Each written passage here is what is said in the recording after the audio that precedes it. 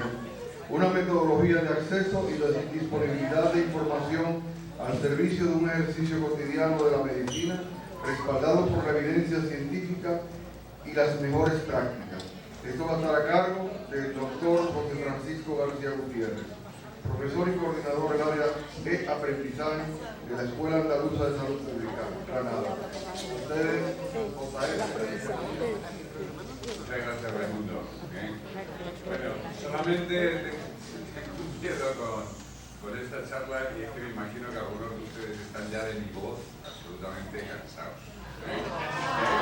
Porque eso parece el charlatán de feria, que todos los días, o una especie de prestidigitador que un día saca un conejo, al día siguiente la paloma, y al día siguiente una señorita. Bueno, buenos días a todos, gracias por estar aquí. No sé si los que estáis atrás estáis cómodos y veis bien. Y bueno, me han dicho que tenemos más o menos como una hora y algo. Si os cansáis, lo dejamos. Y yo además, por una parte, lo del cambio de horario ha hecho que algunos amigos míos no puedan estar en la charla o vengan corriendo en este momento, pero por otro yo creo que es muy bueno para todos y así liberamos el fin de semana. ¿De acuerdo? Bueno, la primera cosa, porque alguna gente me lo ha estado preguntando en este rato, es ¿dónde encontrar las presentaciones? Esa es la dirección y ahí lo tenéis. Una cosa que me ha sorprendido mucho es que lo pusimos ayer en el momento que estábamos dando la última charla. Y parece que ya ha habido gente que ha entrado, las ha bajado, las ha visto y demás. No sé si es gente de aquí o son otros, pero esto es una de las ventajas de la web. Bueno, veis que es fácil y se puede hacer. No necesitas tener nada más que la intención de hacerlo. Si estás dando una clase, dile a tus alumnos que la presentación de hoy está aquí o donde vosotros queráis.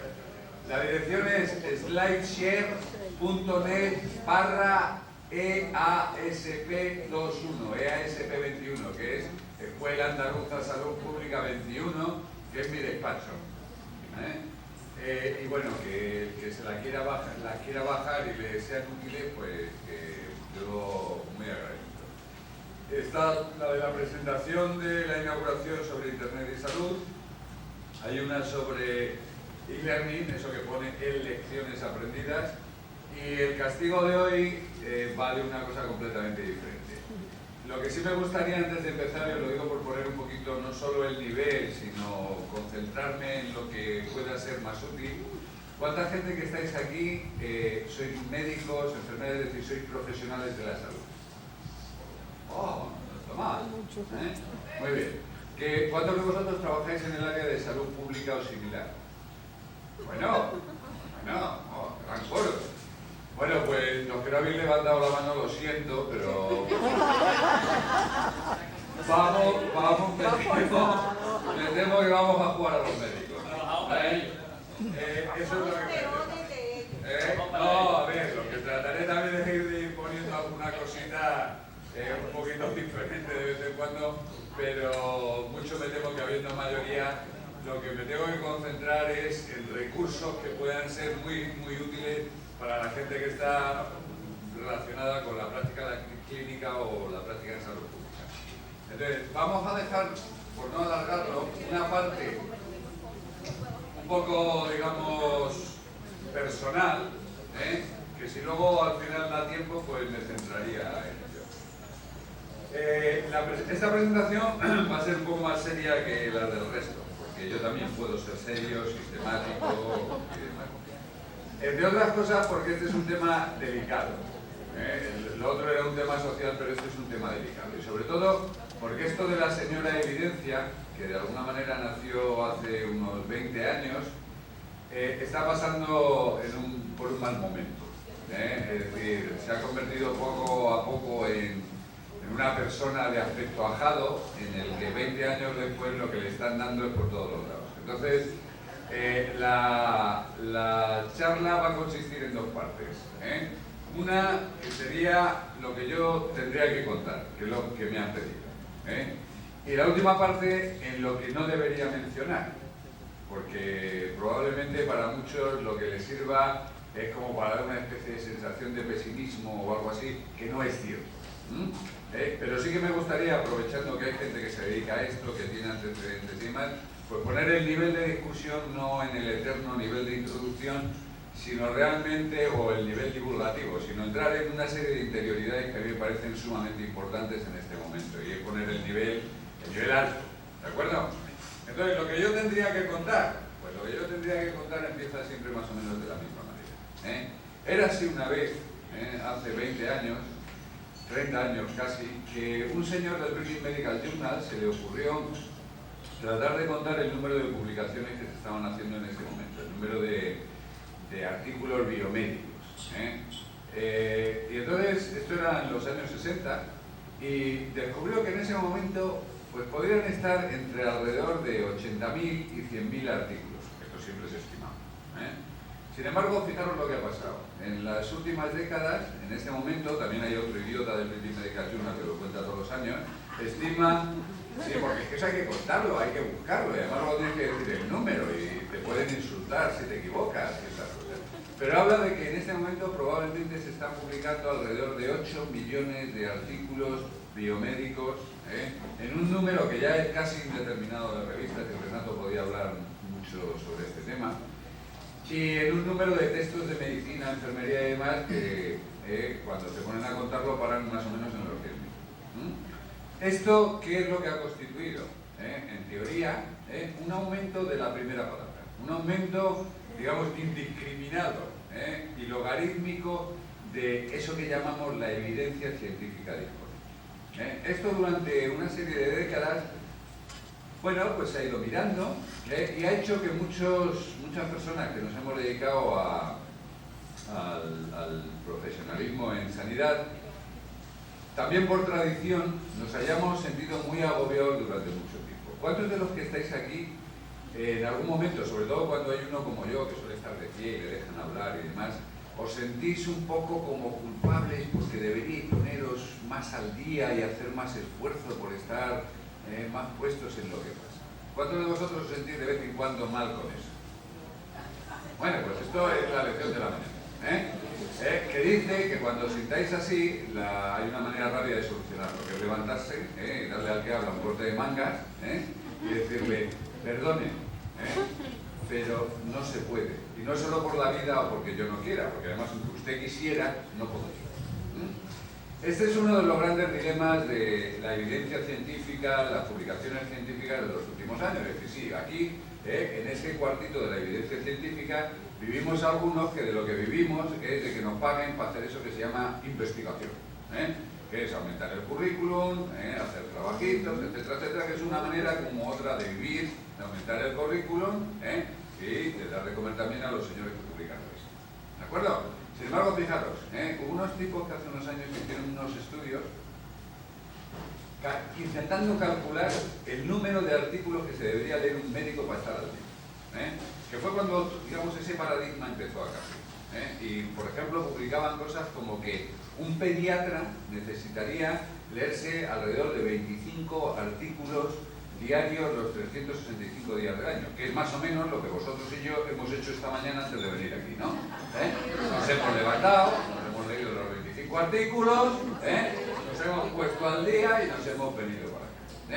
Sin embargo, eso explícitamente no lo ha querido reconocer nadie, porque siempre es mucho más fácil desde la autoridad, como hay una palabra maravillosa que se llama culpa, y es maravillosa porque siempre es de otro, la culpa, digo.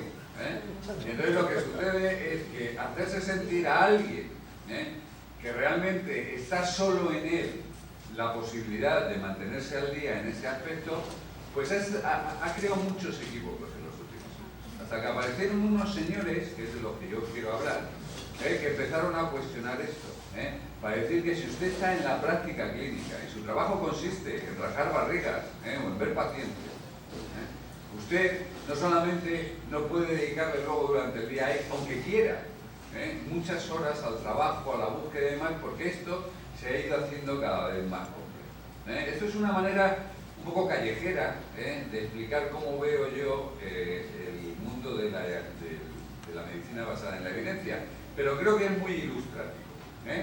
No se puede estar al día de todo lo que está sucediendo ni siquiera en una rama de la medicina, aun siendo el tipo más listo. Y si eres el tipo más listo y el resto de la gente no llega a ello, no sirve de nada, porque el siguiente paso es el paso de esa evidencia científica a la práctica clínica. ¿De qué sirve que tengamos evidencia científica de actuaciones médicas que aumentan la supervivencia de la gente o que disminuyen la morbilidad o cosas por el estilo, si luego eso no se está llevando a la práctica? Yo hay un shock, que no sé si lo tengo puesto luego en la diapositiva, del que todavía no me he recuperado, porque yo soy de una generación que estudiaba medicina en la cual las úlceras de estómago y las úlceras de duodeno, perdonad los que seáis más jóvenes y esto os parece una barbaridad lo que voy a contar, pero ya sabéis que la verdad de hoy en medicina es la mentira del mañana. Me pasé décadas tratando a pacientes con úlcera de estómago, úlcera de duodeno, con las dietas blandas, la leche, los antiácidos, etcétera, etcétera. Hasta que me acuerdo que un día fui en una charla y un tipo que, entonces yo tenía pelo, un tipo que era calvo, trataba de convencerme de que aquello había sido una gran equivocación y que la cuestión no era el agujero que había en la tripa, sino que eso era un microorganismo y que se trataba con antibióticos. Yo de eso todavía no me he recuperado, y aunque mentalmente sé que es cierto el cambio de decir cómo es posible que hayamos estado tanto tiempo sin saber esto, me ha llevado a estudiar ese caso. Y fijaros, desde los primeros estudios que hablan del Helicobacter pylori y que llevan al tratamiento de este tipo de patologías, aparte de meterte el tubo, etcétera, etcétera, etcétera, que es lo que se hace ahora, pasaron 20 años hasta que eso se hizo práctica profesional habitual. ¿De acuerdo? Y eso es el segundo gap, es decir, cómo se mueve la investigación hacia la práctica clínica. Porque no sirve de nada que a los señores del Helicobacter les dieran el premio Nobel de Medicina. Si muchos médicos tardaron 20 años en enterarse que el tratamiento de elección y la buena práctica clínica era eso. ¿De acuerdo? Pero en ese triángulo, encima, se ha caído un paracaidista, que es uno que la verdad vivimos de él, porque si él no estuviera, nosotros no existiríamos. Se llama el paciente. Pero resulta que antes estaba ahí y ahora viene y quiere opinar. Es decir, ya no basta que la evidencia científica llegue a la práctica clínica, y que además el médico sepa que una buena práctica puede ser el tratamiento del Helicobacter pylori con antibióticos y demás, sino que luego además hay que contárselo al paciente. Y entonces luego va el paciente y dice, mire, pues yo casi no, o si hago esto me gustaría hacerlo de otra manera. Y entonces en las últimas décadas hemos convertido en ese triángulo en una cosa completamente diferente. Y entonces, por no hacerlo largo, y lo que voy a tratar es de centrarme en 4 mensajes clave y luego enseñaros algunas herramientas. Pero la gente, ¿cuántos de la gente que estáis aquí habéis hecho alguna vez un curso, una sesión o habéis leído sobre eso que llaman medicina basada en la evidencia? De manera formal.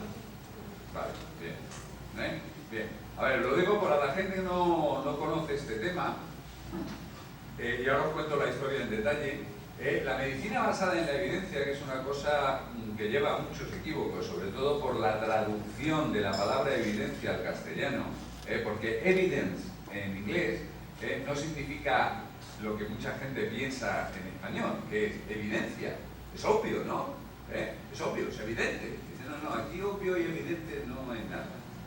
Cuando estamos hablando de evidencia, de lo que estamos hablando es de las pruebas que la ciencia de la medicina, eso de las investigaciones científicas, tiene para poner en esta mesa para justificar una actuación clínica. ¿Me seguís? Bien. Eso responde a algo que yo creo que es una aspiración lícita y deseable de cualquier persona cuando está enfermo. Y nosotros vamos a estar todos enfermos.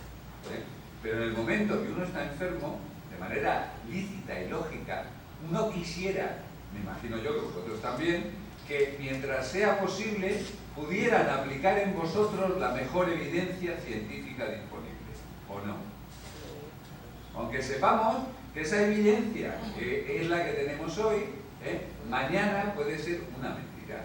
Pero lo que quisiéramos es, si se puede, que eso lo aplicaran en nosotros, siempre que sea posible y siempre teniendo en cuenta también mis propias características, de manera que eso es lo que el médico juzga, es decir, esto es la mezcla esa maravillosa del arte y la ciencia con la que damos tanta vuelta.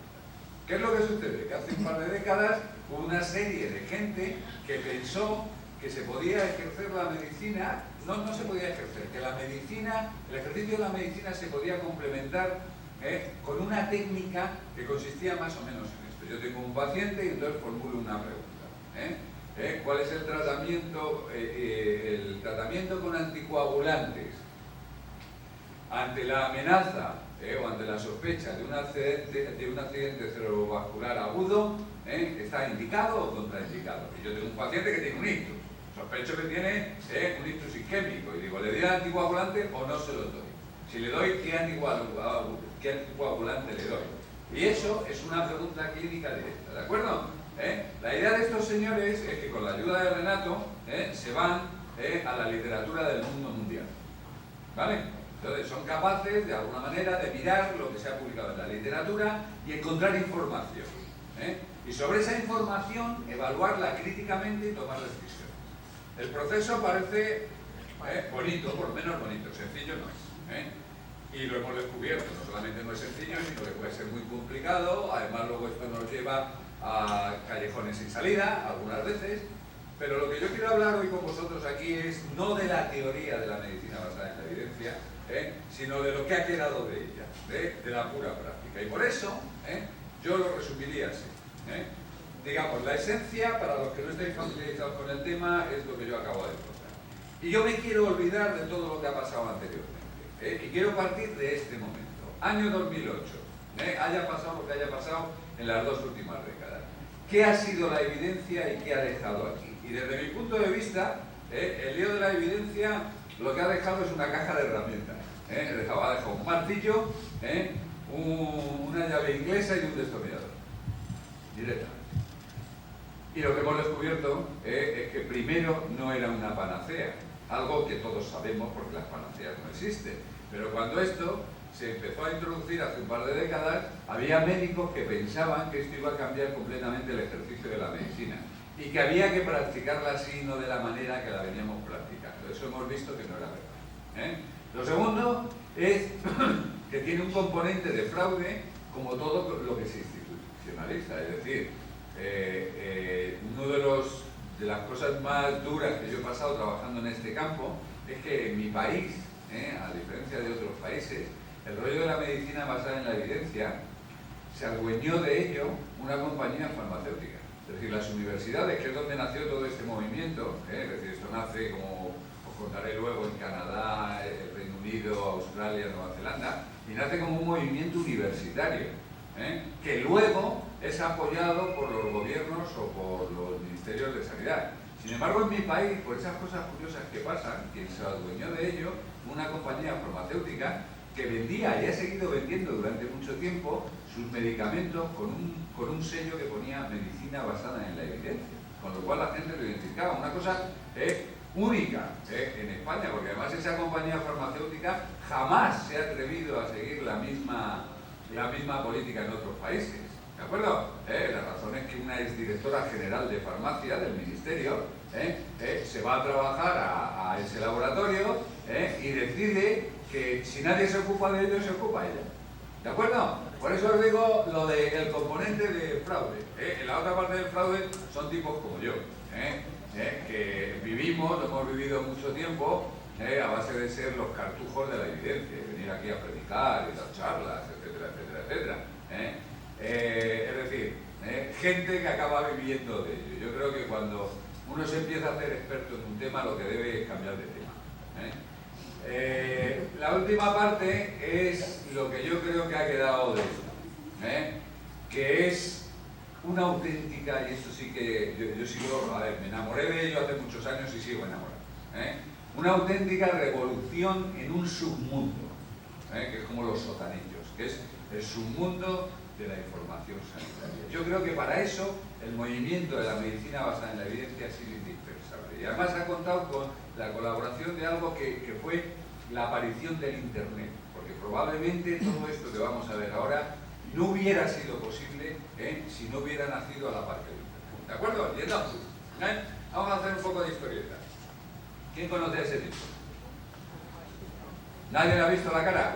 Bueno, pues esto es muy importante, porque además vosotros y yo, y perdón por la expresión, somos hijos putativos de ese señor, que además era homosexual, con lo cual pues tiene más mérito. Pero ese señor que veis ahí, que además le veis que tiene un dedo bastante amarillo, algo que ahora es políticamente incorrecto, ese señor se llama Archie Cochrane. Ese señor fue, y digo lo de los hijos putativos porque fue el inventor en los años 70 de 3 palabras que creo que no habéis oído nunca en vuestra vida, ¿verdad? Eficacia, eficiencia, efectividad. No las habéis oído nunca, ¿verdad? Bueno, pues ese fue el culpable, ese, que escribió un librito del que salieron las palabritas y llevamos 30 años y si queremos dándole vueltas a los sistemas sanitarios a partir de eso. Pero fijaros, Archie Cochrane, que es una cosa muy curiosa porque además fue el diseñador del primer ensayo clínico de la historia. Él trabajaba en el laboratorio de Bradford Hill en el año 48 cuando se diseñó el ensayo clínico de la estreptomicina y la tuberculosis, el primero, hace 50 años. Al mismo tiempo había estado anteriormente en la Guerra Civil Española, en las Brigadas Internacionales, y después en un campo de concentración en Grecia con los nazis, y había sobrevivido a todo. ¿Estamos todos de acuerdo en eso? Bien, pues este tipo decía esas cosas hace 40 años, ¿vale? Esa es la razón por la cual, porque todo el mundo se olvidó de ello, aparte de darle a la maquinilla de la eficacia, la eficiencia y la efectividad, en 1985, unos hijos de Cochrane, un poco más directos, que trabajan en la Universidad de McMaster en Ontario, en Canadá, liderados por un tipo que luego os enseño las caras, porque lo de las caras es importante, que se llama Dave Sackett, se les ocurre en el año 85 publicar un libro, esa es la segunda edición, que junta 2 palabras que hasta ese momento era imposible juntar, porque todos los que os dedicáis aquí a la medicina o similares, sabéis que hay 2 palabras, y las voy a decir muy bajitos para que no pase nada, que producen urticaria generalizada en los médicos, cuando no un espasmo de glotis directamente. La digo bajita. Epidemiología y estadística. O sea, inventar al chi cuadrado, que lo siento, voy a llegar tarde porque hemos tenido un atasco, pero cuando yo he llegado veía una mención ahí al chi cuadrado de la primera charla, que sin haberme perdido. Es decir, tú mencionas al chi cuadrado y verás qué de grano sabes. Pero hay unos locos que en el año 85 deciden juntar las 2 palabras. Y fijaros cómo se llama el libro. Epidemiología clínica. Dice, mande. Sí, que vamos a hacer epidemiología aplicada a la clínica. Esto fue la evolución de las teorías de Cochrane. ¿De acuerdo? En un momento determinado hay una serie de gente que trata de utilizar la evidencia científica disponible, la evaluación crítica, para la toma de decisiones. Se meten en un lío que ni os lo cuento. Resumen del libro, que está lleno, por supuesto, de fórmulas. Likelihood ratio, NNT, number needed tree, unas cosas muy bonitas. Pero a mí lo que me enseñó ese libro, y yo agradezco muchísimo que haya una persona ahí en la sala que de alguna manera a mí me ayudó a meterme en este mundo. Si no hubiera sido por él y por otra gente, yo probablemente nunca me hubiera dedicado a eso. Y ese libro lo que me enseñó es una cosa que a mí en la Facultad de Medicina de Salamanca, eso no sé si sabéis, yo soy de una expresión que dice lo que Salamanca no da, no, lo que, ¿cómo es? Lo que Natura no da, Salamanca no presta, ¿cómo es? Es que no me acuerdo bien de la es así, ¿no? Bien, a mí esto no me lo habían enseñado en Salamanca. Yo creí que un señor catedrático de medicina interna estaba investido por el poder del Espíritu Santo. Sin embargo, este libro me enseñó que hay gente que sabe mucha clínica, que estudia, que son grandes profesionales, pero que cualquiera que sepa leer y sepa 2 cosas que vamos a aclarar ahora, puede estar tan al tanto como el catedrático de medicina de la Universidad de Salamanca. ¿De acuerdo? El problema era eso, que me enseñó que la ciencia de la medicina se lee. La práctica de la medicina ya es otra cosa, pero la ciencia se lee. Y además tiene un formato específico. Ese formato específico va dividido en dos partes. Una son los números de los que hemos estado hablando antes, que es lo de los resultados de los artículos. Y hay una cosa muy clara. Si a ti te da espasmo de glotis, las odds ratios y los intervalos de confianza, hay una cosa que le podemos decir. Tú no puedes leer ciencia de la medicina, te la tendrán que contar o te la tendrán que resumir, pero tú no eres capaz de evaluarla clínicamente. Esto a los médicos, o a muchos médicos durante mucho tiempo, excepto a los que se dedicaban a la investigación, no les ha gustado. Pero esto es así de claro. Si tú quieres leer ciencia de la medicina, tienes que saber interpretar los números de la ciencia de la medicina. La segunda parte que tenía, que para muchos de nosotros ha sido un castigo vital, es que lo que no son letras, eso de la ciencia digo, lo que no son números son letras. Y las letras no sabemos por qué, en las últimas décadas vienen escritos en qué. En inglés. ¿Y qué tal lo lleváis con el inglés? Very good. Pues fenomenal. Pero hay otros que no son tan very good. Y entonces eso limita el acceso considerablemente. Es decir, y estos son premisas que hay que tener muy claras. Entonces, fijaros, cuando esta gente se lanzó a la calle a tratar de aplicar lo que ellos decían en el libro, que era tratar de acercar la ciencia de la medicina al arte de la medicina. ¿De acuerdo?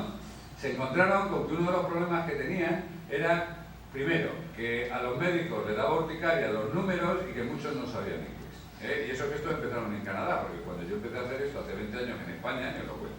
¿De acuerdo?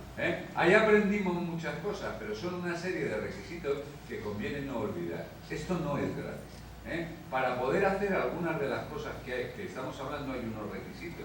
Y unos requisitos que en principio debemos intentar solventar. De esta manera, lo que nos dedicamos desde el año 85 al 95, lo digo por ponerlo en décadas, ¿de acuerdo? 70 Cochrane con su libro, 75 cuando empieza a escribir los grandes artículos, 85 McMaster en Canadá, la epidemiología clínica, y desde el 85 al 95 las grandes revistas de la literatura, especialmente el JAMA, apoyan ese movimiento porque se han dado cuenta que hay que hacer una cosa que es lo primero para acercar la ciencia de la medicina a los que practican la medicina, eso de pasar de la evidencia científica a la práctica clínica, que es alfabetizar médicos numéricamente, y eso acompañado, si os dais cuenta, con la aparición del Internet, ¿de acuerdo? Y de las bases de datos, y con lo cual no solo era numéricamente, sino electrónicamente, y todo iba acompañado. La alfabetización numérica y electrónica de la gente de la práctica clínica. Así nace, por ejemplo, ese suplemento que es la traducción al español de los famosos artículos del JAMA, que fijaros, se llamaban todos cómo leer, how to read, cómo leer un artículo sobre el tratamiento, cómo leer una evaluación económica, cómo leer un metaanálisis, cómo leer bla bla bla bla bla bla. Y eso es lo que nos dedicamos del 85 al 95. Y ahí aparece el equipo de fútbol al completo. Pelotero, gran pelotero número 1. El señor de la derecha, aquel de la barbilla de allí que está pegado a un libro. ¿De acuerdo? Es David Sackett. David Sackett, que fue el autor del libro de epidemiología clínica, en 1995 se convierte en el Ronaldinho de la epidemiología.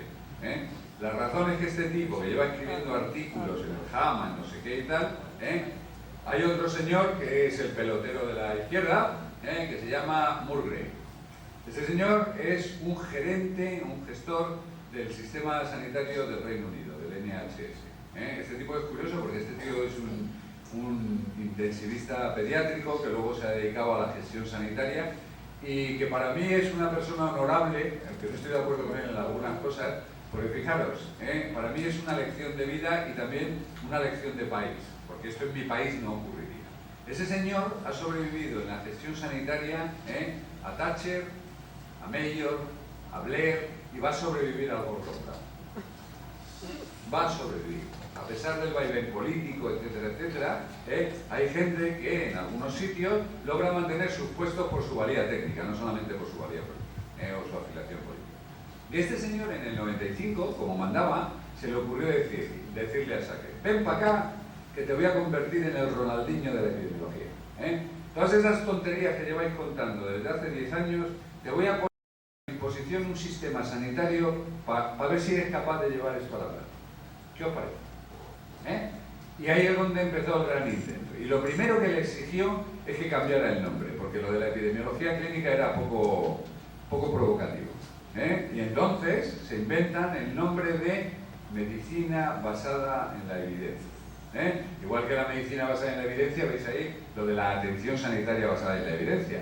Y esos son los dos libros, digamos, de referencia, por si alguno de vosotros quiere introducirse más en este tema. Por supuesto, si ponéis en Google medicina basada en la evidencia o evidence-based medicine, evidence-based healthcare, encontraréis una enorme cantidad de información y toda válida, porque además, como esto es una logia, el Google ahora mismo, cuando tiene una logia alrededor de una cosa que hace bien Google, es que de tanto entrar y salir acaba concentrando muy bien la información en las primeras páginas, ¿de acuerdo? Aquellos que no sepan mucho de esto y tengan más interés, existen dos libros de referencia, aparte de los artículos del FAMA, Medicina basada en la evidencia y Evidence-Based Health, ¿de acuerdo? Que están traducidos al castellano, ¿de acuerdo? Creo, no sé si tenéis una copia aquí de esto, Lucero, ¿no? Si no, yo me encargo de codificar. A ver, os lo digo porque esto fue una cosa realmente terrible en mi país. Fijaros, esos dos libros están en más estanterías de bibliotecas de médicos que incluso San Harrison o San Nelson, o San Farreras, que se utiliza en España. La razón fue que esta señora que os contaba, en el momento que descubrió que el libro se había publicado en inglés, desde su compañía farmacéutica, hizo la traducción, encargó la traducción al castellano, ¿de acuerdo? Y se repartieron en España, en 1995, más de 60.000 copias gratuitas de esos dos libros, ¿de acuerdo? Taca, taca, taca, taca, taca, taca. Y además, luego, en el momento en que esto se empieza a mover, incluso la gente de los sistemas sanitarios como tales, lo que era el Ministerio o el INSALUD y demás, empieza de alguna manera a tratar de contrarrestar esas iniciativas, como diciendo, no solamente sois vosotros. Sin embargo, yo os puedo asegurar una cosa, esos libros que están en todas las librerías y todas las bibliotecas de los médicos españoles, yo sí, año tras año, con todos los que me encuentro, les pregunto si alguien se lo ha leído, y es excepcional que alguien se los haya leído. Entre otras cosas, porque hay que reconocer, lo digo por si os animáis a leerlos, que si pasáis de la página 30, entonces nos ponemos a hablar. Porque en el momento en que empiezan a salir los números y las fórmulas, todo el mundo se va a jugar algo. Bien, resumen de los dos libros. Bien, que cuentan fórmulas y otras cosas. Pero para mí, el resumen de esos dos libros se definiría en una frase muy afortunada de Murray, del pelo blanco que estaba ahí, que es el moto de su libro, que es: ¿estamos haciendo correctamente las cosas correctas? A mí no me gusta decirlo así, a mí me gustaría más decirlo: ¿estamos haciendo bien lo que hay que hacer o lo que deberíamos hacer?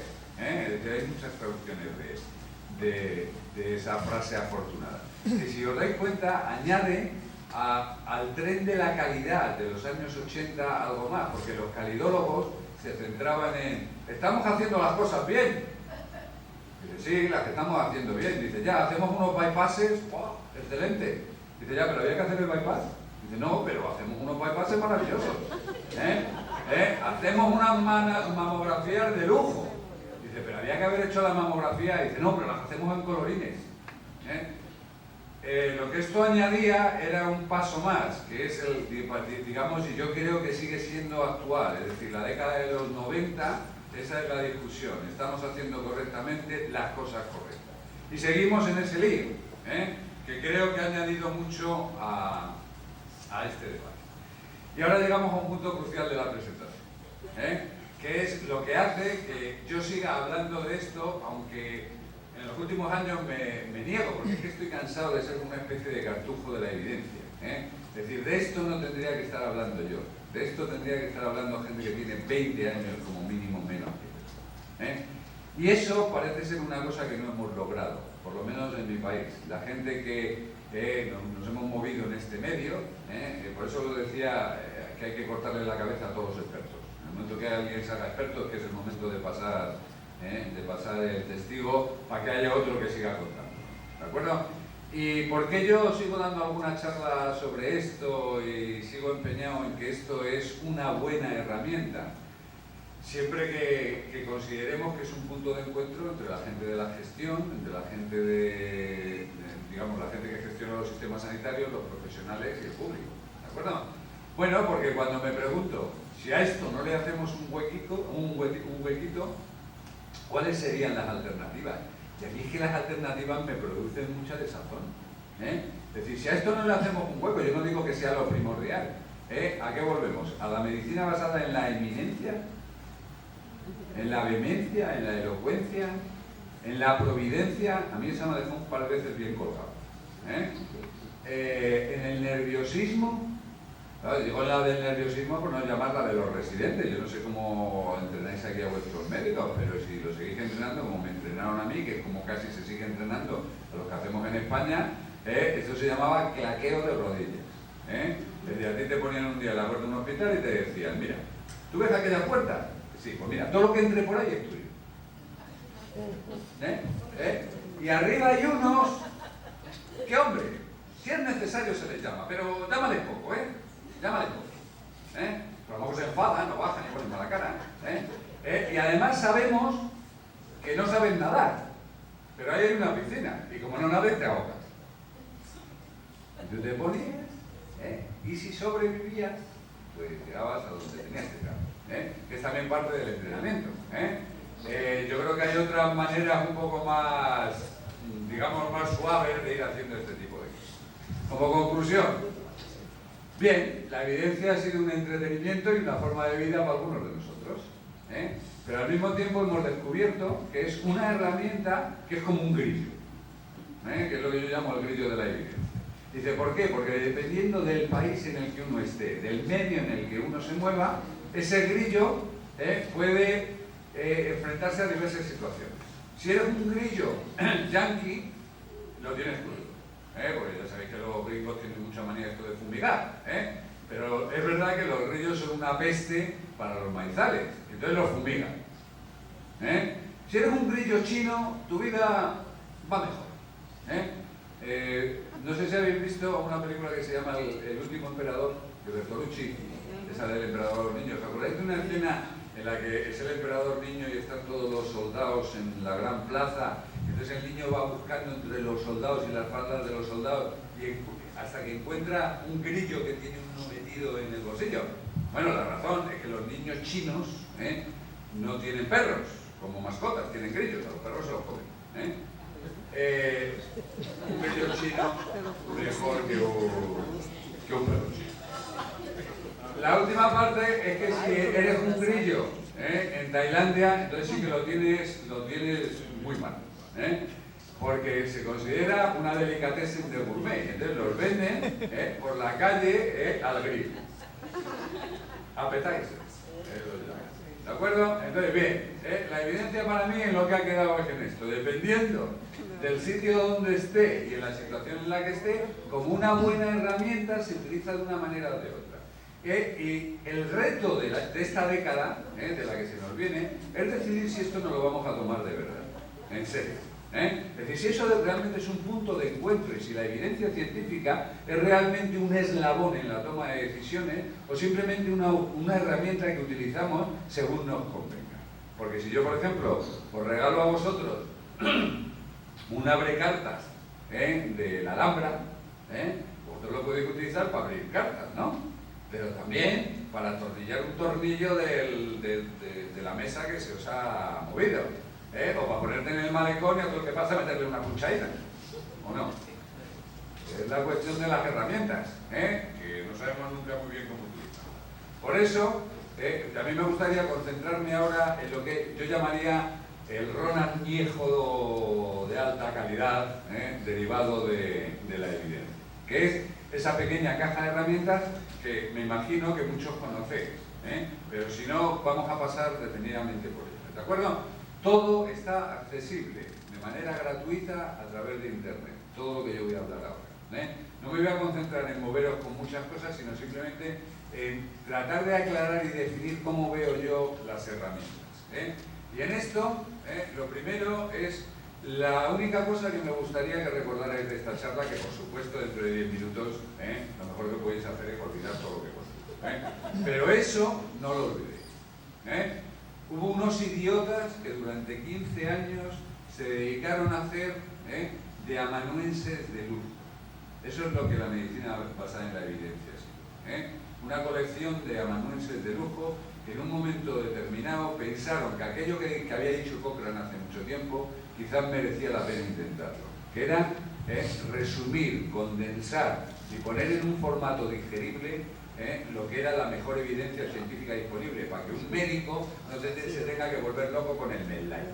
¿De acuerdo? Que como todos sabéis, tiene una peculiaridad maravillosa. Al Medline le metes un poquito de mierda y te encierra en mierda. O sea, tú le pones 4 palabras y te devuelve 842 artículos. Que me imagino que hacéis lo mismo que yo hago cuando me los devuelve, que es apagar el ordenador.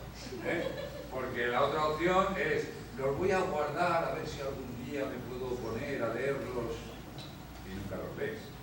Absolutamente. ¿De acuerdo? ¿Qué es lo que sucede? Fijaros, hay un momento en que una serie de gente que necesita un entrenamiento, es decir, le tienen que gustar los números y el inglés que ni os cuento. Tienen que manejar los ordenadores como el rayo. Y luego se los cogen y los devuelven. Y cuando los ordenadores y demás les devuelven eso, ellos lo comen, lo digieren y lo regurgitan 2 años después. Eso es lo que se va a llamar una revisión sistemática de la literatura. Entonces, esa es la foto que no quiero que olvidéis. Un señor con la barba verde y una señora, que en el medio tienen ¿qué? Y vale insultar. Un tocho de papel, venga, más. ¿Qué? Ponerlo en fino ahora un poco. ¿Cómo le llamamos referencias bibliográficas? ¿O preferís mejor evidencia científica disponible? Bueno, ¿qué pasaría si yo os dijera que esos son los 478 ensayos clínicos de alta calidad sobre la utilización de anticoagulantes ante la sospecha de un accidente isquémico agudo? Que es lo que te devuelve el Medline, pero con más, porque eso ya están destilados. Dice, si ahora me pongo yo a leerlos para ver si en los próximos 5 minutos le doy esto, le doy esto. Ahí es donde descubrimos el no se puede y que había que hacerlo de manera colaborativa y que había que intentar de alguna manera resumirlo. Y la gente de la evidencia de alguna manera se inventó 3 herramientas que la puede definir rápidamente así. Vamos a llamarlas, o definirlas en 3 habitaciones. Los CATs, que son gatos, Critically Appraised Topics, temas evaluados críticamente, que se acompañaban de unos números con los que no voy a entrar, que eran los números de la evidencia. Pues la evidencia llevaba una bandera que tenía 2 caras. Por uno ponía eso del evidence y por otro ponía NNT. NNT, number needed to treat, número necesario de pacientes a tratar, bla, bla, bla, bla. Bien, segundo, revisiones sistemáticas de la literatura y tercero, guías de práctica clínica, sobre las cuales me voy a detener un poquito más. ¿Cómo vais? ¿Bien? ¿Os va a tener un cuarto de hora más? ¿Sí? ¿Seguro? Si no, corto, Bien, CADmaker. A ver, eso es un software gratuito en internet que sirve para hacer unos casos clínicos muy elegantes, donde además se pueden calcular los números y demás. Este fue, digamos, el primer gran producto de la evidencia. Eso de hágase la pregunta, váyanse a la literatura del mundo mundial, extraiga lo importante y tome una decisión. Ese es un software que está liberado en internet y además, a ver, si ponéis CADmaker probablemente os sale la versión en inglés. Si queréis la versión en castellano, entrar en una página que se llama Murcia Salud. Buscáis en el Google Murcia Salud y en Murcia Salud tenéis la versión del CADmaker en castellano. ¿De acuerdo? Este es una herramienta de entrenamiento para estudiantes de medicina y residentes fantástica. Es una manera maravillosa de no perder las sesiones clínicas que estéis haciendo en vuestros hospitales o en vuestros servicios. De manera que, por ejemplo, hospitales, a ver, que para que sean un poco también referentes para vosotros, como la Clínica Mayo o el Mount Sinai, en este momento han montado sus CAD banks, sus bancos de CAD. De manera que lo que están haciendo es reciclando las sesiones clínicas y poniéndolas en internet, ¿de acuerdo? En un formato reducido. Se hace una pregunta, la pregunta se busca la evidencia y luego se trata de llegar a una conclusión. ¿Qué problemas tienen los CADs? Pues que depende de quién los haga y la velocidad con que los haga. ¿De acuerdo? Es decir, son un poco erráticos, como los gatos. Si quieren les acarician y si ellos no quieren no les acarician. Pero hay muchos bancos de CATS circulando por internet que pueden ser muy útiles porque en muchos casos la pregunta clínica que tú te estás haciendo ya se la ha hecho otra persona. Y encontrando CATS, a lo mejor, si coges sitios de referencia, te pueden ayudar. Ahí tenéis la página de Murcia Salud y el banco de CATS más grande que hay en España en este momento, que tiene 600, lo pone ahí, esta página está cesada hace un par de días, que tiene 650 temas en español. Esto lo hace la gente de la Unidad de Medicina de Familia de Murcia con el Hospital de Murcia. ¿De acuerdo? Y lo mantiene. Entonces, ¿qué es lo que tienen? Unos amanuenses a los cuales los médicos, en vez de volverse locos buscando en el internet, tienen un centro de referencia en el cual tú entras. Le mandas un correo y dices, oye, mira, ¿me podrías decir cuál es el antiséptico de elección para la analgesia epidural en gestantes? Por ejemplo, que es el último que has mandado. Esta gente, en menos de una página, porque no hay ningún médico que se precie, no sé que tenga un mazo en la nuca que le estén amenazando con darle, que se le llama de una página. Es lo que quiere es el condensado de información. ¿De acuerdo? Dice, este puede. Un cambio. Ahí tenéis otro ejemplo, este es el antiséptico de elección en las gestantes. Otro que hay aquí que es, existen estudios que demuestran que la utilización de citicolina en la fase aguda mejora el pronóstico clínico de los pacientes que sufren un ictus. Los resultados son equiparables a la modalidad de ictus hemorrágico. Una pregunta, que por eso estoy utilizando este ejemplo. Esa pregunta la han hecho a ese banco de CATS el 10 de noviembre del 2008. ¿De acuerdo? Bien, y ahí debajo tenéis la respuesta, que como veis, han buscado en 4 sitios y le dan la referencia. Hay una revisión sistemática, en el Clinical Evidence de Next, etc. ¿Vale? Bien, CATS, erráticos como los gatos. ¿De acuerdo? Pero con centros de referencia, algo que puede ser muy útil. Segunda cosa, revisiones sistemáticas de la literatura. Aquí sí que entramos con el de la barba verde y señora, que coge los 400 y pico ensayos clínicos, se los comen bien comidos, los digieren y los regurgitan. Pero esto tiene un pequeño problema, porque la regurgitación normalmente tiene este formato. Y si los números daban urticaria, los aviones de la Guerra de las Galaxias, como dice mi hijo, eso ya acaba con la paciencia de cualquiera. Sin embargo, hay que decir claro y alto que ningún investigador y ningún médico que no sea capaz de hacer un mínimo sentido de eso, puede digerir la ciencia de la medicina en esta década. Es decir, no hay más remedio, porque no va a haber más remedio, que enseñar a la gente y alfabetizarla en la interpretación de lo que se llaman las revisiones sistemáticas de la literatura. Eso es uno de los resultados del paquetón que teníais antes, que se destila en este formato, que no tiene ningún problema, porque esto se monta una sesión de un par de tardes, se le pone a la gente ahí a que lo interprete, y tú le quitas la urticaria. Pero ya no van a ser las short ratios, o los intervalos de confianza, que también. En este momento, gran parte de la información biomédica que vosotros y yo vamos a digerir, nos la van a dar en este formato. Si no sabes interpretarla, alguien la interpretará por ti, ¿de acuerdo? Pero si tú quieres hacer evaluación crítica de la evidencia, eso se lee, como se lee todo. Es muy sencillo, la raya del medio, esa raya vertical, significa que la odds ratio es igual a 1, con lo cual si tienes los puntitos encima de la raya, bla, bla, bla, bla.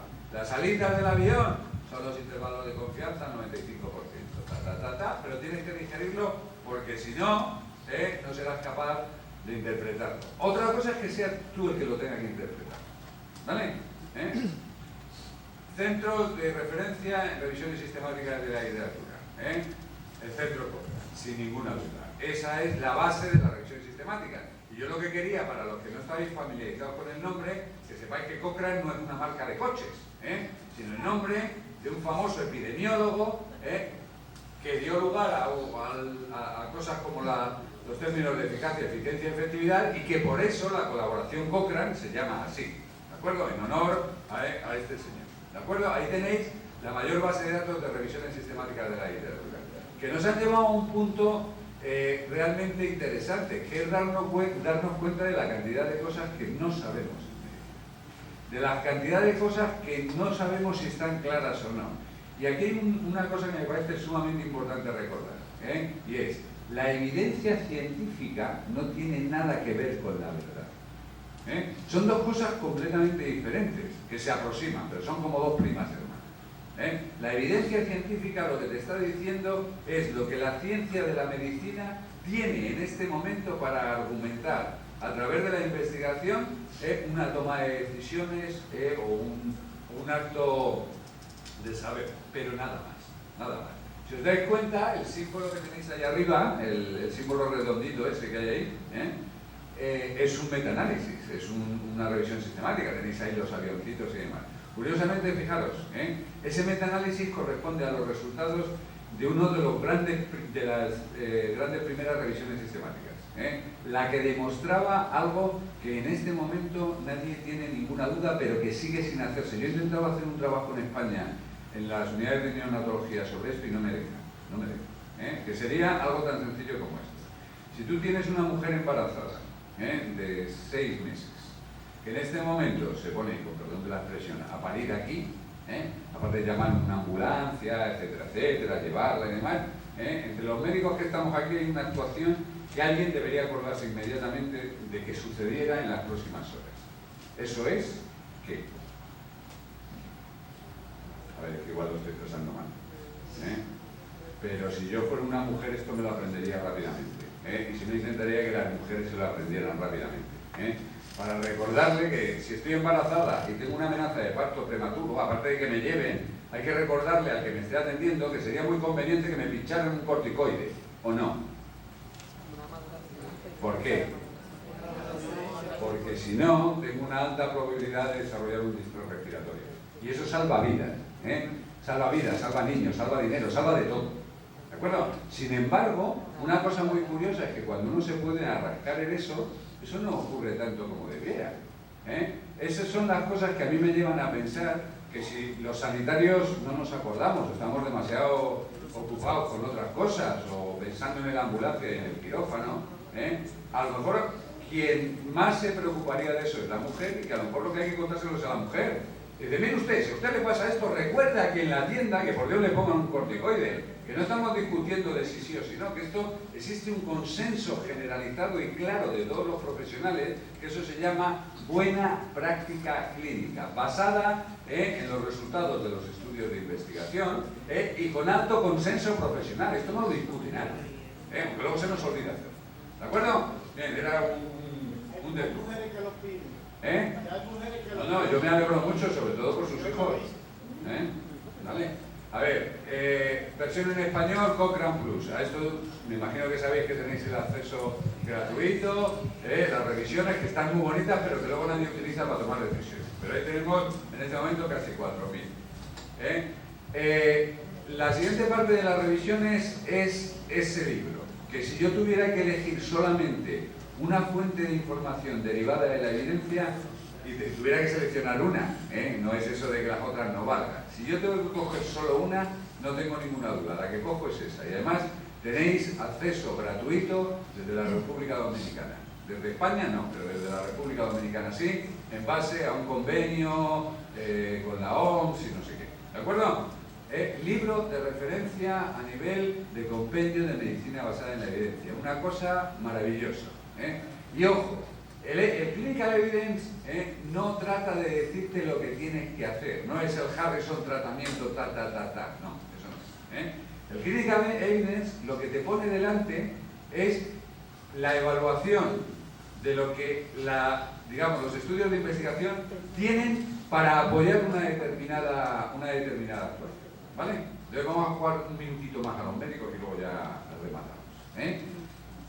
Lumbalgia aguda. Voy ahora a desenchufar el cable que tengo aquí atrás, y yo, que soy propenso a los dolores de espalda, me pega el latigazo y me quedo aquí con un lumbago como Dios manda. Aquí hay muchos médicos, ¿no? Venga, ¿qué me dais? Os lo digo porque he investigado la variabilidad de la práctica clínica en mi propia espalda durante los últimos 5 años. Me gustaría saber lo que me iba a ocurrir en la República Dominicana. Venga. Vamos, por favor. ¿No os duele la espalda, nadie? ¿No os duele la espalda? ¿No veis pacientes con dolor de espalda? Es la causa más importante de baja laboral en España en este momento. El 80% de los ciudadanos en algún momento de su vida van a tener una o varias lumbalgias cuando no llegan a las ciáticas. En los hospitales y en los centros de salud de Santo Domingo en este momento se están viendo miles de pacientes por dolor de espalda ahora mismo. ¿Vale? ¿Qué les damos? Gracias. Muy bien. Fíjense ustedes. Muy bien. Ella es economista, pero le duele la espalda. Enantio. Ya está. Bien. A ver, ¿alguien nada más? Esto es como la subasta. ¿Alguien más? A ver, antiinflamatorios. Neurotropas. Neurotropos. Neurotropas. ¿Qué?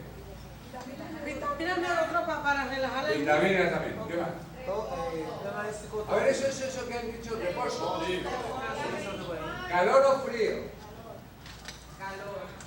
Calor. Reposo, calor. No, ahí no te metas.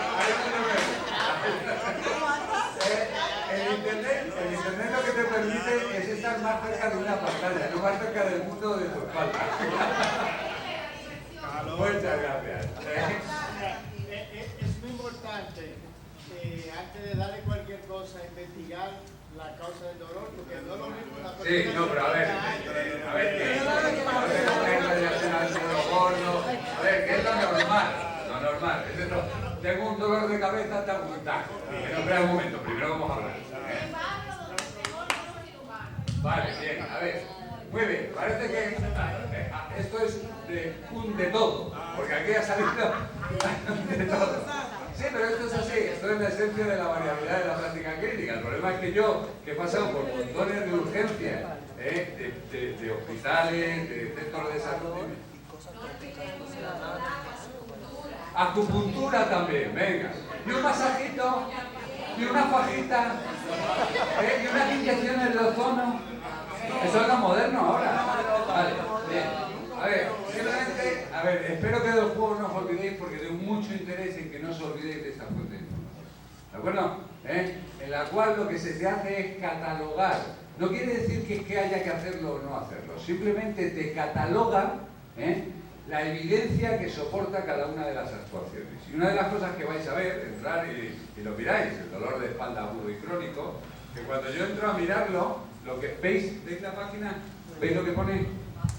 Mira, a ver, luego tú pinchas en cada una y entras y te sale el resumen de lo que hay. Pero fijaros, ellos han catalogado el dolor de espalda y dice, a ver, ¿cuáles son los efectos de las inyecciones locales, bla, bla? Esto es muy largo y tiene una lista, pero al final dice, ¿cuáles son los efectos de los tratamientos no medicamentos? Y te dice, probablemente beneficiosas. Y lo primero que te pone es el consejo de mantenerse activo. El segundo es la manipulación rápida. Esto de vamos a ponerle así un poco colocado. Efectividad desconocida. Y lo que me interesa que miréis es lo que pone abajo, lo último y con rojito. ¿Qué pone? Probablemente inefectivo o incluso dañino. Y pone reposo en la cama. Dice, espérate, ¿quién va a ser el machote que se va a poner ahora en las urgencias a decirle a cada uno que entre con el dolor de espalda? Eso de decir, mire usted, a la cama ni hablar, a tirar de la pierna, nada de meterse, usted siga ahí haciendo lo que pueda, y los siguientes te preguntan, en España por lo menos, ¿y la baja? Porque aquí el paquete está asegurado. En España es reposo en cama, el paquetito de todo, y la baja laboral. Y dice, no, ahora a ver quién es el machote que dice que lo del reposo en cama no está muy claro. ¿Vale? A ver, es un juego y lo único que os quiero enseñar es cuál es la razón. Pero, por ejemplo, en eso que pone efectividad desconocida, no es que la acupuntura no funcione. Es que cuando tú te vas a la literatura a ver dónde están los ensayos clínicos o los estudios de investigación que demuestran que eso es efectivo, no los hay. No quiere decir que tío en mí no funcione. Por eso os digo que este libro es peculiar en ese sentido. Lo que te dice es la existencia o no de estudios de alta calidad para una actuación médica que puede ser habitual o no habitual. ¿De acuerdo? Bien, evidencia clínica, por favor, no lo olvidéis. ¿Vale? Y son 5 minutos más y ya acabamos. Guías de práctica clínica. Y a esto le tengo yo un cariño especial porque le he dedicado mucho tiempo en los últimos años para llegar a la conclusión de que no sirven absolutamente para nada. Pero como no puedo dejar el final de la charla para decir y esto no sirve absolutamente para nada, lo que quiero acabar luego la charla es diciendo cómo creo yo que se pueden recuperar las guías de práctica clínica de salud. Eso sí que ha sido un trabajo desmesurado de compilación de información científica. Algunas de las guías de práctica clínica que se han hecho en la última década han costado hasta $1 millón hacerlas, y lo valen. Han intervenido 400 y 500 profesionales y están en Internet a disposición del que las quiera, porque además las guías de práctica clínica viven en Internet. Esto no se publica en libros ni cosas de estas, están ahí, están de manera gratuita para todo aquel que las quiera. Y para empezar, a raíz de eso, simplemente aclarar una cosa. Hay un tipo, hay una cosa que se llama la mala follada granaína, de la cual no vamos a hablar. Pero hay un granaíno que trabaja conmigo y que tiene una frase gloriosa que dice, mira, tú cuando quieras saber, cuando hables con alguien de guías de práctica clínica y quieras saber dónde se encuentra el nivel del interlocutor, por eso lo vamos a solucionar rápidamente, solamente tienes que poner 3 letras, N, G, C. Y si mira para otro lado es que no tiene ni puñetera idea sobre las guías de práctica clínica. Entonces esto lo solucionamos rápidamente y ahora ya todo el mundo, cuando digan NGC, lo siguiente que dice es National Guideline Clearing House. Las guidelines, que es como se dice en inglés. Dice, sí, señor, la National Guideline Clearing House, la mayor biblioteca de guías de práctica clínica del mundo, que además no es porque sean yanquis, eso lo hace, están en Yanquilandia, pero es porque ellos han logrado que cualquiera que era alguien en el mundo en las guías de práctica clínica quería que sus guías estuvieran ahí. Es decir, ellos han logrado montar un garaje de guías maravilloso. Durante muchos años han estado manteniendo hasta 3.000 guías de práctica clínica de todos los colores, sabores y de todos los países del mundo, esencialmente anglosajones, porque había que publicarlas en inglés. Sin embargo, ahí encontraréis algunas maravillosas guías españolas, por ejemplo. ¿De acuerdo? Bien. ¿Qué es lo que sucede? De esas 3.000, en este momento, me parece que ahora mismo mantienen activas como unas 700. La razón, y este es una de mis grandes pegas, es que no sabemos si el esfuerzo que se ha hecho en los últimos 15 años, a nivel de gobiernos, universidades, instituciones, de pagar a amanuenses de lujo, se va a seguir sosteniendo, porque esto no era gratis. El problema es que ha habido un momento en que se hizo la primera guía, pero han pasado los años, entonces hay que reactualizarla, pero eso vuelve a valer mucho dinero y la gente, además en época de crisis, está haciendo así. Entonces no sabemos si esto de la iniciativa, de la evidencia, que era mantenerlo periódicamente, lo vamos a poder sostener. Y esto para mí es una duda existencial. ¿De acuerdo? NGC, el Centro de Referencia de la Guía de Práctica Clínica en el mundo. ¿Vale? Bien.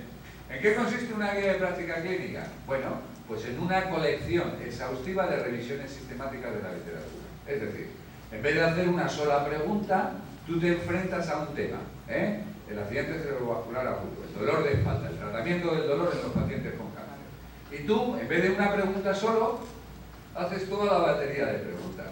Es mejor esto que esto que esto, y para cada una de ellas lo respondes con una revisión sistemática de la literatura. Por eso puede ser muy caro, muy tedioso y muy largo.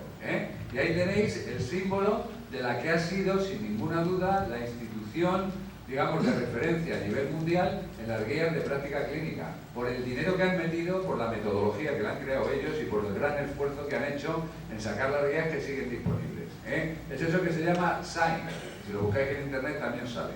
Sale porque es el Scottish Intercollegiate Guideline Network, la red de guías de práctica clínica de Escocia, que tuvieron un ministro medio loco de salud que decidió invertir en amanuenses de lujo y pagar las guías de práctica clínica de las que nos hemos beneficiado todo el mundo en el mundo, porque esas son guías de referencia, probablemente las mejores guías del mundo en los temas de los que se ocupan son las suyas, porque además se pusieron de acuerdo con otros centros para no reinventar la rueda, de manera que los australianos no hacían las mismas guías que los escoceses, sino que cada uno hacía una y luego la apuntaban. ¿De acuerdo? Esa guía que veis ahí es probablemente una de las más bonitas que yo conozco. Es la guía del tratamiento del dolor en pacientes con cáncer. ¿vale? Un tema que nos ocupa a todos. La guía de verdad tiene casi 400 páginas, que por supuesto ningún clínico se vale. Ahí está la evidencia de la evidencia. Y eso fue una de las primeras cosas que se dieron cuenta, que las guías había que hacerlas funcionales. Y entonces lo que hicieron fueron guías rápidas para clínicos, que es lo que tenéis ahí. Y eso es la esencia de una guía de práctica clínica basada en evidencia. ¿De acuerdo? Que al lado de cada recomendación hay una letra o un número que te indica de alguna manera el nivel de evidencia científica que apoya la recomendación. Y no voy a entrar en detalles sobre, por ejemplo, algo que ha ocurrido en mi país, de manera bastante lamentable, en la cual el 95% de las guías de práctica clínica que circulaban habían sido hechos de una manera maravillosa. Nos habíamos juntado Manolito, Margarita, Felicín y yo.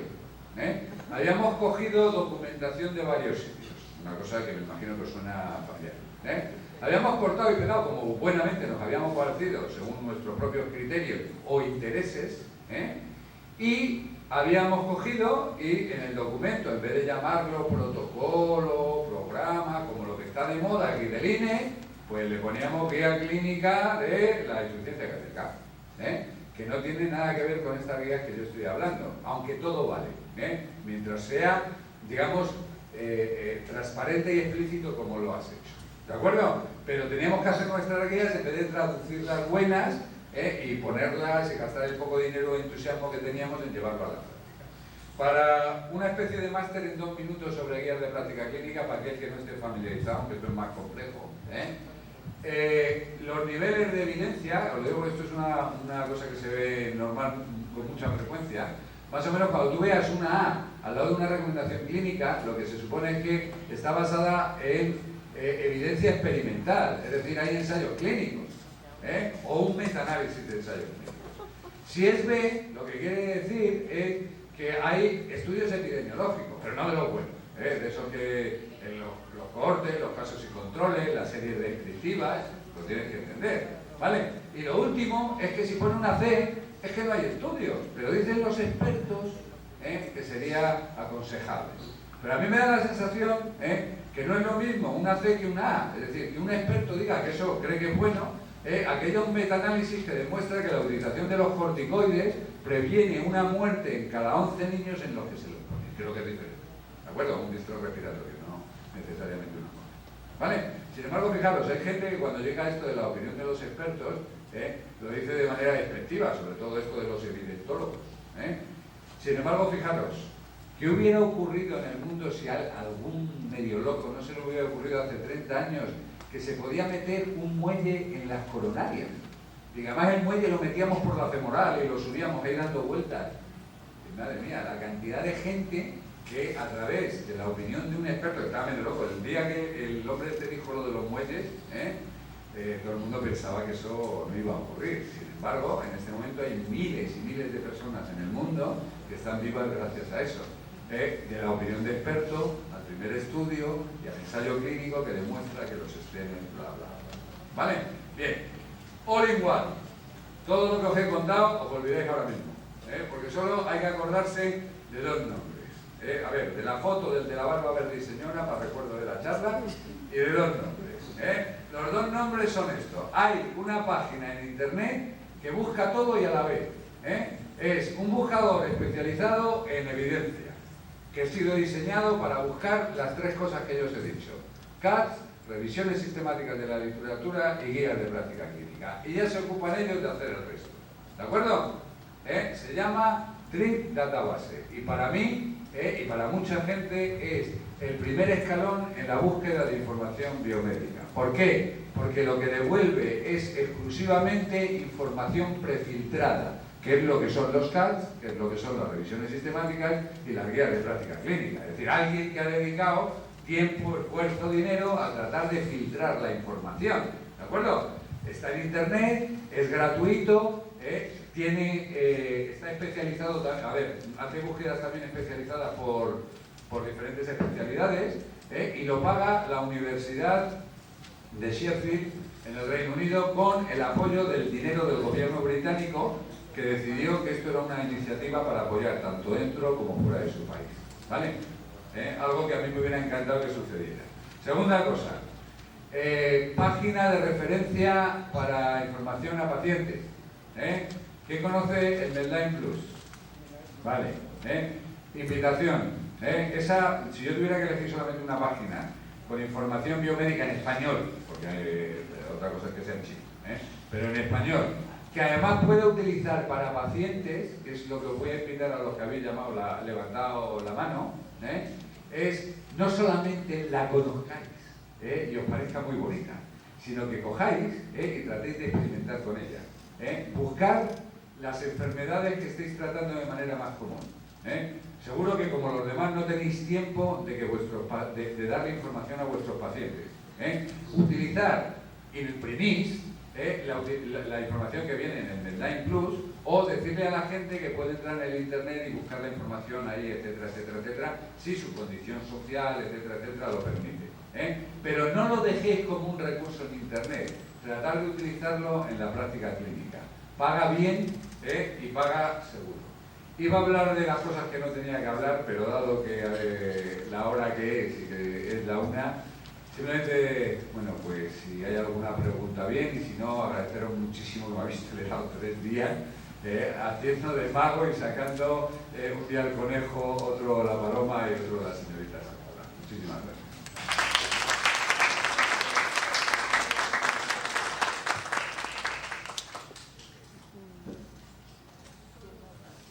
¿Tenéis alguna pregunta o fundamentalmente algo?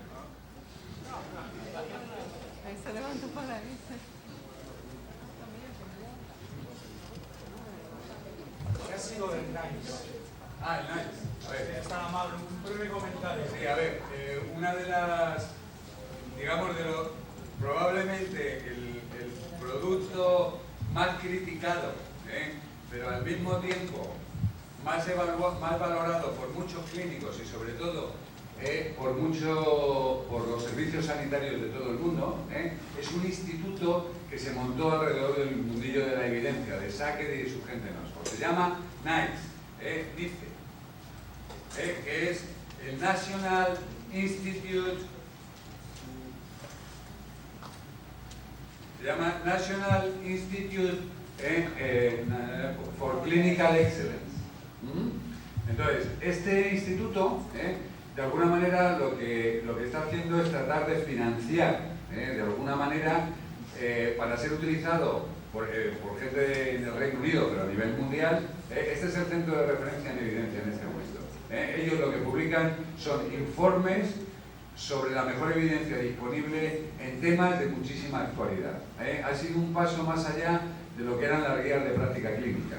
Os lo digo porque esto es lo que está sucediendo en este momento. Y me vais a permitir que os enseñe una última cosa, que no os voy a enseñar, pero yo creo que es muy útil, y gracias, Santi, por la pregunta.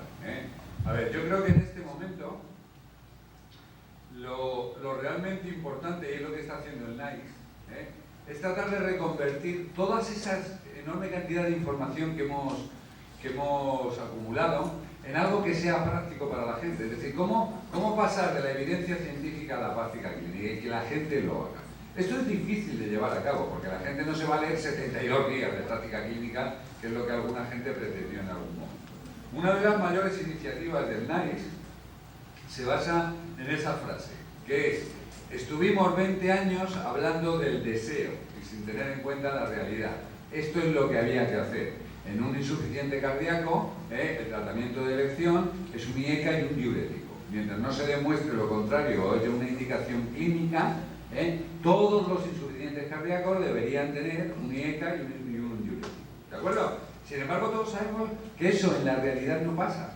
Y que a lo mejor alguien que tenga el 60 o el 70% de sus insuficientes cardíacos con ese tratamiento está haciendo excelencia clínica. ¿De acuerdo? Y entonces ahora hay un grupo de gente, entre los que yo me incluyo, que estamos intentando darle la vuelta a eso.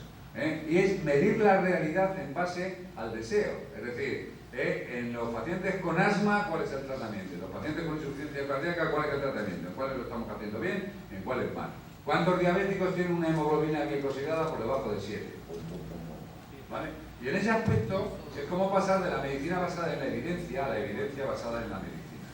Y un acompañante, os lo digo porque esto os puede ser útil, una acompañante de la NGC, por eso entráis en la misma página, es eso que se llama The Quality Measures Clearinghouse. Los yankees están extrayendo de ese mogollón de guías de práctica clínica que teníamos, una serie de indicadores de calidad para cada una de las patologías. Y además aquí se han metido las grandes agencias de calidad y acreditación del mundo. Ahí está la Joint Commission, el EFQM, todos los que se dedicaban a la calidad, que muy bien sabéis que no era la calidad clínica, porque los de la calidad clínica, estos se ocupaban de ver si estaba la morfina metida en un armario o si las lavanderías funcionaban, pero a ti no te evaluaban en criterios clínicos. Entonces esto es una iniciativa muy grande y muy buena que se está dando en este momento y que nosotros, en algunos estudios de investigación que estamos haciendo ahora y consultorías, estamos tratando, y por eso os decía que a lo mejor esto es útil para acabar. Una estrategia que yo llamo el 6x6x6. ¿Qué es? No intentes cambiar el mundo ni todo a la vez. Si tú quieres entrar con una política dentro de un hospital, y luego el 6 puede ser un 6 solo, o 2 6 o 3 6. Pero, por ejemplo, una iniciativa es, en un hospital, haz un acuerdo con 6 servicios que estén dispuestos o interesados en mejorar su práctica clínica. En esos servicios no elijas todas las patologías. Prioriza 6 patologías, ¿de acuerdo? De las más prevalentes o de las más importantes. Y sobre esas 6 patologías no lo cambies todo. Elige y consensúa 6 puntos de buena práctica. Y además no te empeñes en discutir con los clínicos lo último de lo último, porque en eso no os vais a poner de acuerdo.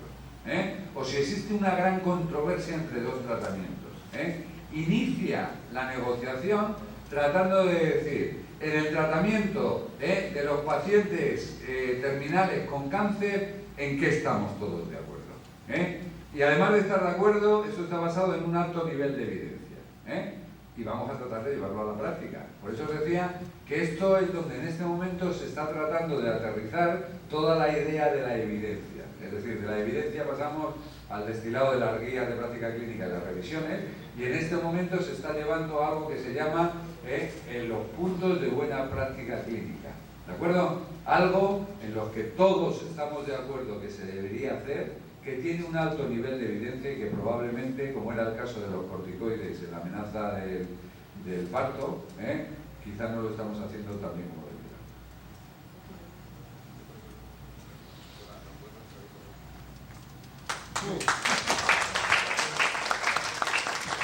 Yo le agradezco a este señor muchísimo todo el acompañamiento y el apoyo que nos ha estado dando.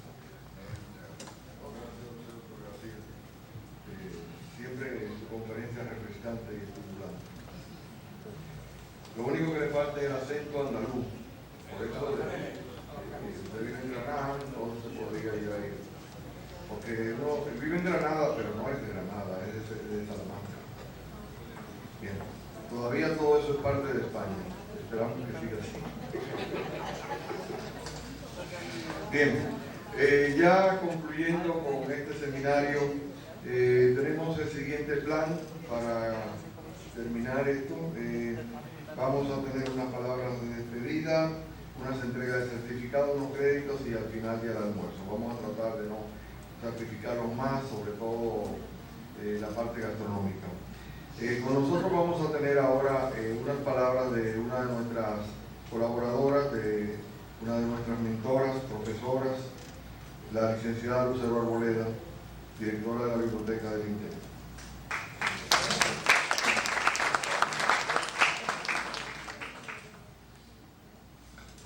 Muchísimas gracias. Yo estoy aquí por culpa de doña Rosario Guzmán, porque en realidad este seminario que llamamos TICS y Salud, y en el cual tuvimos que empezar a explicar qué era TICS, realmente ha sido posible primero por el entusiasmo y por la iniciativa de la Organización Panamericana de la Salud, que se ocupó bastante a fondo de que esto fuera posible, y por supuesto de las otras instituciones nacionales e internacionales que nos han estado acompañando. Los ponentes, frente a los cuales cualquier cosa que podamos decir ahora resulta absolutamente irrelevante. Solo queremos destacar el tremendo equilibrio que hemos logrado en sus presentaciones de colocarnos en la magia de la tecnología y hacernos regresar también a nuestras realidades y hacernos aterrizar en ellas.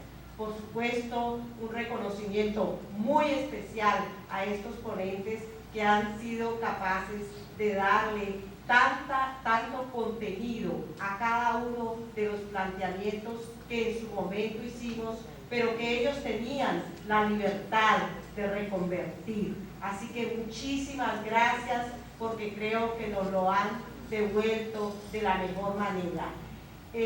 No quisiéramos terminar sin agradecer a quienes hicieron posible el seminario, los participantes que se han mantenido con tanto entusiasmo y que realmente han tenido una participación tan activa. A todos queremos decirles que queremos que este sea el punto de partida de sucesivos encuentros, entre los cuales queremos tener uno muy específico relacionado con el planteamiento del doctor Pérez sobre la Asociación Dominicana de Revistas Biomédicas. Así que esperamos que en este o en cualquier lugar nos sigamos encontrando muy pronto, y sabemos que la Biblioteca Virtual en Salud de República Dominicana representa uno de esos espacios no virtuales, sino presenciales, para que continuemos este rico diálogo. En nombre del Instituto Tecnológico de Santo Domingo, en nombre de sus autoridades, del rector, que ha estado llamando insistentemente a preguntar cómo va esto, les damos las gracias por haber honrado nuestras instalaciones con su presencia. Y en nombre de todos los organizadores, estamos invitados a continuar este diálogo. Muchísimas gracias.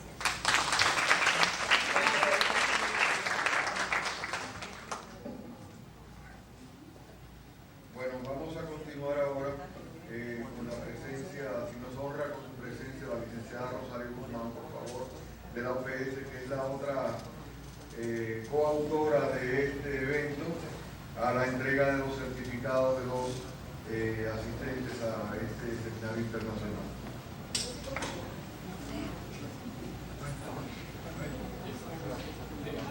Antes de proceder a la entrega de los certificados, yo me voy a permitir, en nombre de todos los organizadores del evento, darle unas gracias muy especiales al INTEC, en su representación a la licenciada Lucero Rodela y al doctor Raimundo Jiménez, que desde un principio, desde que se concibió la idea de este seminario, han acompañado todo el proceso como siempre lo han hecho, en una forma con mucho entusiasmo, en una forma muy calurosa, y que durante estos 2 días nos han acogido en sus instalaciones. Bueno, como ustedes han visto, con toda la calidez del INTEC y de la calidez humana que siempre han tenido. Lucero ha estado pendiente de los más mínimos detalles. El doctor Jiménez ha hecho una maestría de ceremonia increíble, o sea, ya puede lucir otra profesión, además de un exitoso profesional de la salud. Así que muchas gracias a ustedes, ¿no, verdad?, por habernos acogido estos días. Y como ya Lucero les dijo, a los docentes, bueno, no pudo ver lo mejor. Realmente muchas gracias. Y a ustedes también por haber estado durante estos 3 días acompañándonos. Lucero, por favor, para que nos acompañe a hacer entrega. Algunos de los compañeros no van a tener certificado porque llegaron hoy, entonces ya estaban elaborados, lamentablemente, pero les agradecemos su presencia.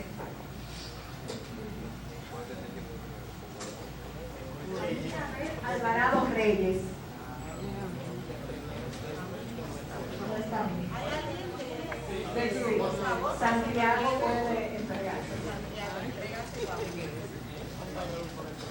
Balduino Acosta Pérez. Luisa Xiomara Adames, Esther Yari Agramonte, Esther Agramonte Matos,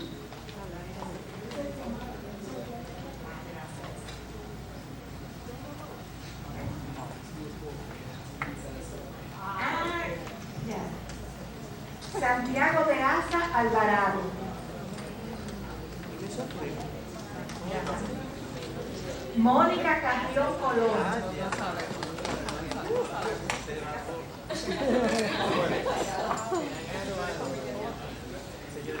Edith Camilo Terrero,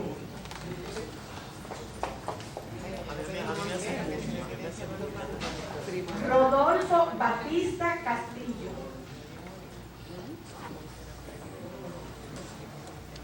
Paola Castillo Tavares, Tatiana Céspedes Ramírez, Carol Yulisa de la Cruz Alfonseca, Digna de la Cruz, Fara de la Cruz,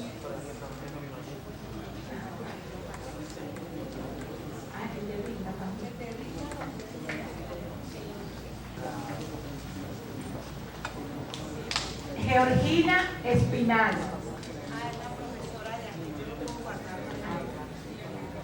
Héctor Eusebio,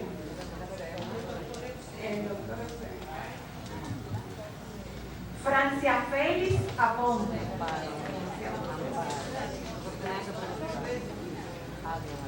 Luz Esperanza Francisco,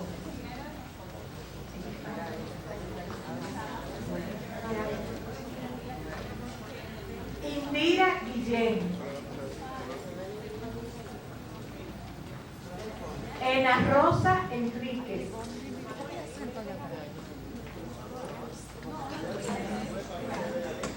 Luis Salvador Hernández,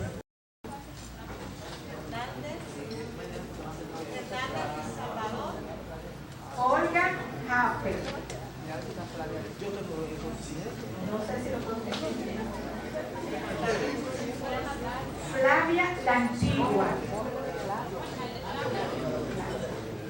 Claudia M. de León, Roberto Lafontaine, Hamilton López,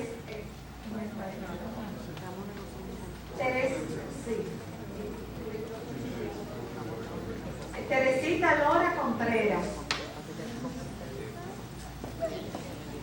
Rafael de Luna,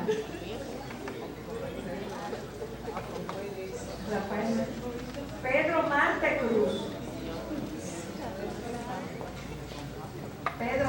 Cruz, no está. Santiago Martín Acera,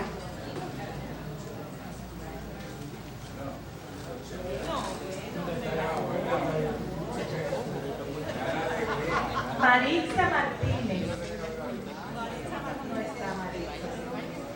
Willy Marcelo Mauro,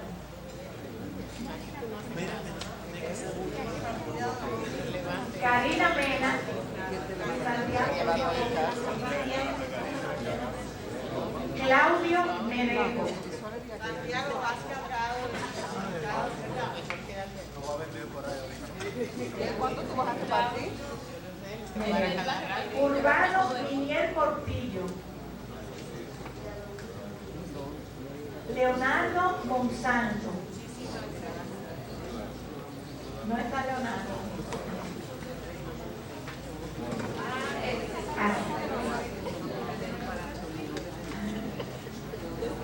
Renato Murasaki,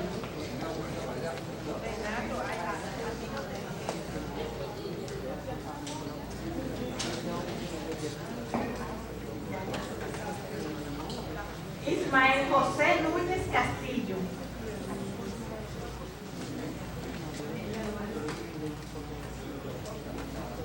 Gloria Ortega,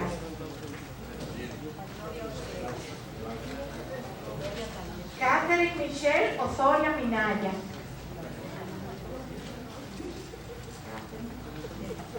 Ángel Elías Pacheco, Aurelina Pérez,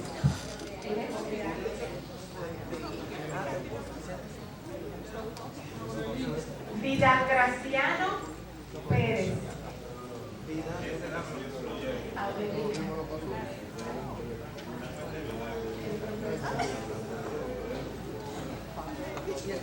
Luis Carlos Pérez Monsanto,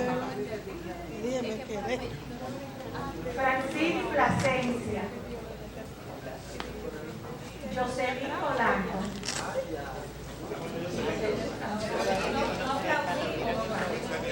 Raiza Esther Portorreal, La foto, los besos, caramba. Raiza Esther Portorreal, Adrián Puello,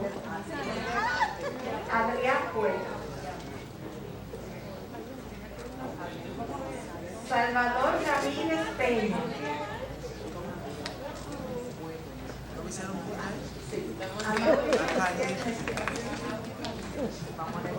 Dorca Reyes de la Cruz, no está bien. Fernando Rosa, Jaime de la Rosa,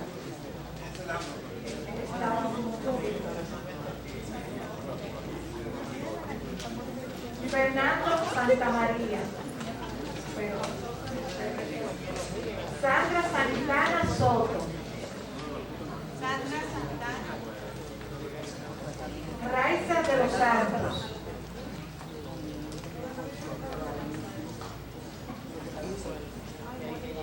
Victoria Soñé,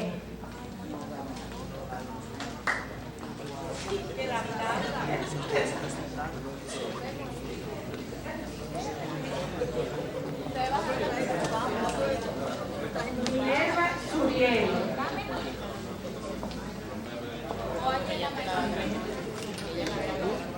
Rafael Ventura,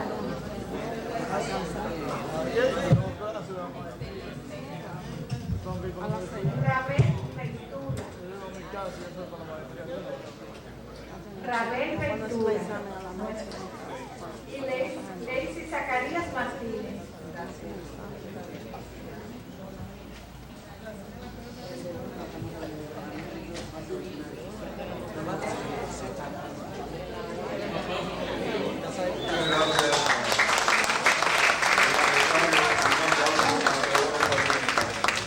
Entonces, solamente nos resta hacer un agradecimiento que vamos a ir pasando por aquí, a ella misma, a la doctora Rosario Guzmán de la OPS, a Lucero Arboleda del INTEC, Manuel Roa del INTEC, Alberto Novoa de la OPS, que está por ahí atrás calladito, nada más que corre por el pasillo de vez en cuando, hace menos bulla que yo. Julio Sánchez Mariñez, nuestro vicerrector de Investigaciones y Vinculación, Fernando Santamaría, el decano adjunto de Ciencias de la Salud. Agradecimiento a los conferencistas, y aquí sí yo voy a pedir aplausos para cada uno de ellos porque fueron magistrales todos. José Francisco García Gutiérrez,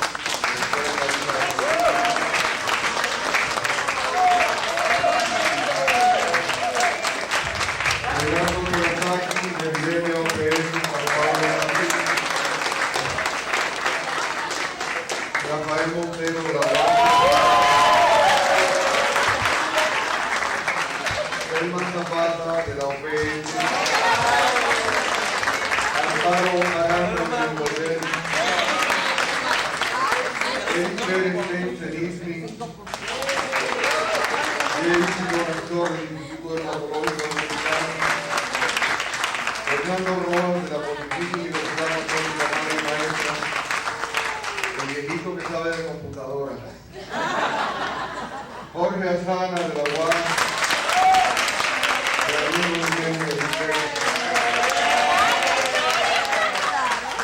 agradecimiento a instituciones colaboradoras, primero al señor Uchilora, que no lo pusimos aquí porque no es una institución, pero nos dio su acogida en el programa y por eso nos hicimos presentes ante la comunidad nacional y por eso nos enteraron del seminario. Uchilora, muchas gracias. A la OPS, al INTEC, a la UAS, a Indotel, CESPAS, OPRESIDA, a la Escuela Andaluza de Salud Pública, Colaboren detrás del escenario, que nunca se ven y son muchos, pero voy a mencionar sus departamentos. Sus departamentos son personal de la biblioteca del INTEC, personal de la oficina de la OPS en Santo Domingo, personal de apoyo administrativo y relaciones públicas del INTEC, personal de las facultades de salud de la UAS, del INTEC, personal de la Vicerrectoría de Investigaciones y Vinculación y finalmente yo, conductor